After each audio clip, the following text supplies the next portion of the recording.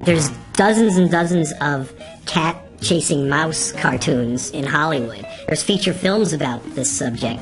But Tom and Jerry, they captured two unique personalities with these characters. Jerry, the way he's drawn, the innocence, his shyness, his coyness, his cleverness.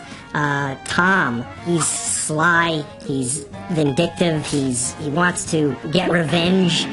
Cartoons at that time were evolving to a certain level of refined draftsmanship. There was a lot of exploring that was going on to see what would be possible.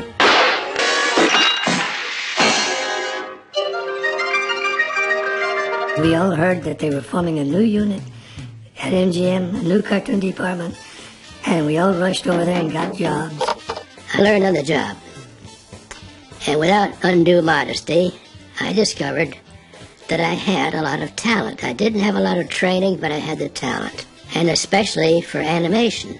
I think what makes Tom and Jerry very special is the crew that made them, the crew that put them together, like Joe Barbera's imagination, Bill Hanna's timing, and the work of the four principal animators. There's no story credits on Tom and Jerry cartoons. Joe Barbera really wrote them. He did them as little comic strips. And I don't mean storyboards. I mean, he did them like little comic book pages. When you look at his drawings, his little planning sketches, it's all there. It's phenomenal. They're very, very rough and crude. And the animators basically took what he did and plussed it.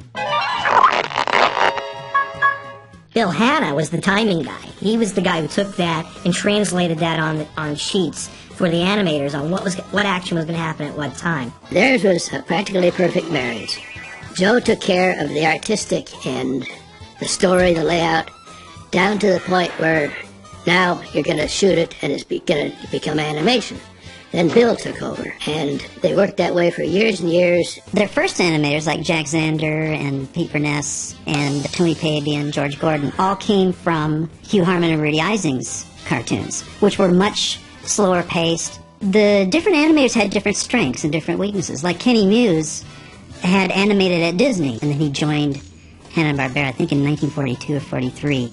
They always gave him the big personality scenes, like just Jerry chewing up a piece of cheese or Tom leaning against the wall. But he could bring those simple scenes to life. He was the speed merchant. Instead of doing 25 feet a week, he would do 35. His main hallmark in animation is he blinks the eyes. Almost every time the character moves, he blinks the eyes, which kind of gives it a little bit of life. In those days, they had a hearing aid, and he would turn that off, and now he was going to animate. Nobody could bother him, see. And every once in a while he'd yell, "I love to animate," in that heavy southern accent of his. Well, Tex Avery came into MGM after having left Warner's, and he started experimenting with a different type of an approach that was different from a lot of the more naive fairy tale type cartoons that were being done in the 30s. Tex was a pleasure to work with. He was a very funny man personally, witty, and one of the first things he did, this is enlightening, he gave us a drawing lesson. What the gist of it was that we were putting too much complication into the drawings. They were old-fashioned. We always had little marks under the arms and things like this. Get rid of them, he says. We don't need them. Just simple lines. So he simplified our drawing style. Ray Patterson also had been at Disney, and he loved to draw the bulldog. I guess they gave him more bulldog stuff than anything, because that's what he was good at.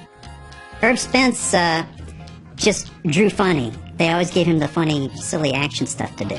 You know, anything big and exaggerated, like Tom doing a big take, like in Mouse Cleaning, where he sees that he's put blue ink all over the curtains, and he does a quadruple eyeball take, and his jaw hits the floor. That's Herb Spence at his best. Irvin Spence was probably the one most responsible for the success of the cuteness of the drawing of the cat and the mouse. Ed Barge, I think, had been Herb's assistant at one point. And Ed, coming from being an assistant animator, knew how to make every scene look like it was carved out of marble. He had a scene where Jerry brings in an old junk wagon horse, and Tom has to run in